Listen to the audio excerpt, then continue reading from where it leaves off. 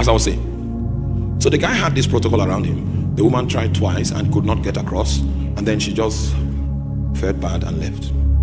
She sells by the roadside. All right. So one of those days, this prophet was in transit and he had a flat tire, and they had to park in front of her shop. And God planned that the PA that normally screens her face out was not present on that trip. So the time for which the driver will change the flat tire and replace it with a spare tire, the prophet was just strolling on the road, and the woman just ran to him and knelt down and said, "Oh." The moment the woman touched his leg, the man picked her problem. He said, "Your mother is responsible for your problem." So it cannot be my mother, because the mother is the one that is taking her from church to church for prayer. Meanwhile, the mother is an ancient witch, and they demanded that she brings some of her clothing, the clothing of her daughter, and they use that to tie her in the coffin. And that was supposed to afford her a higher rank in the witchcraft world. So he gave her that information. She did not believe. So he went deeper and called everybody's name, all the people involved in this drama. He called their names. Do you know this person? Do you know this person? Do you know this person? This person that you know took this to this person. This is how this one, this is how.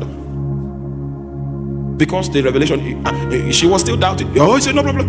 He went deeper again and said, "Do you know this, your uncle that is called this, whose son died on this day? He died at the age of 18. So she knew that this guy knew what he was talking about.